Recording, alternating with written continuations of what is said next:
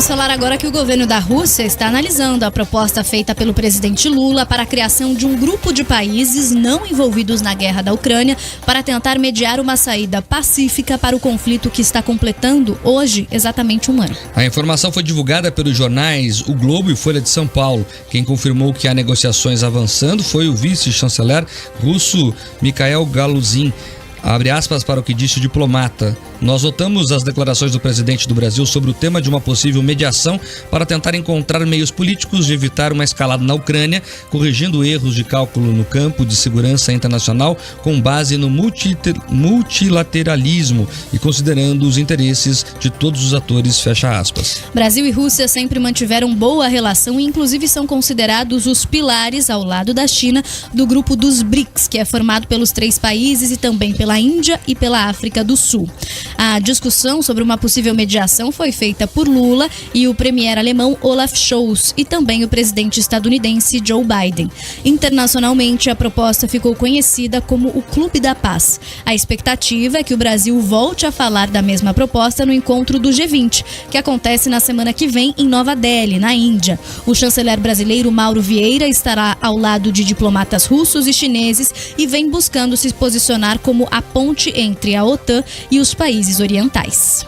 O Brasil e a Rússia sempre mantiveram boa relação, inclusive são considerados os pilares ao lado da China e do grupo dos BRICS, que é formado pelos 3 países e também pela Índia e pela África do Sul. Então é importante agora dizer isso. O Lula está querendo vender essa ideia, mas não é como ele vende. Aliás, inclusive, o Conselho Federal de Exportação da Alemanha acabou de anunciar aqui que vai retaliar o Brasil e embargou a compra de blindados Guarani destinados às Filipinas após o governo Lula se recusar a enviar munições para tanques que serão usados a favor da Ucrânia na guerra contra a Rússia. Então, Lula tenta vender internamente essa mensagem, que ele será um pacificador. Ele falou que ia chamar as pessoas para tomar uma cerveja, não é isso? Durante a campanha, tratando uma questão tão delicada como essa, como mesa de bar, o que mostra a incapacidade dele de fazer esse debate, Então, já vem as retaliações da Europa, em específico da Alemanha, que confirmou embargo a produtos brasileiros,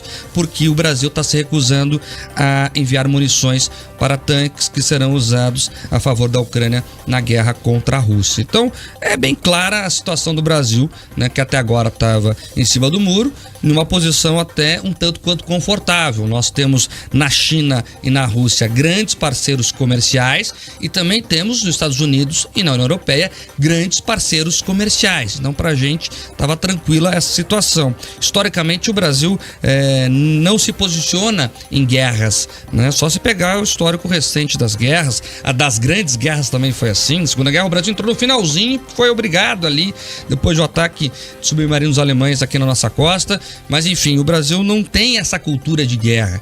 Então o Lula agora quer se posicionar ali como um líder que vai fazer ali uma mediação, mas a verdade é que não é bem assim. A própria Europa já está anunciando retaliações, os Estados Unidos também já vê com preocupações, diplomatas americanos já vê com preocupações essa postura do Brasil em não aderir para o lado de cá, pelo menos na visão deles. Vamos ver como é que isso vai terminar.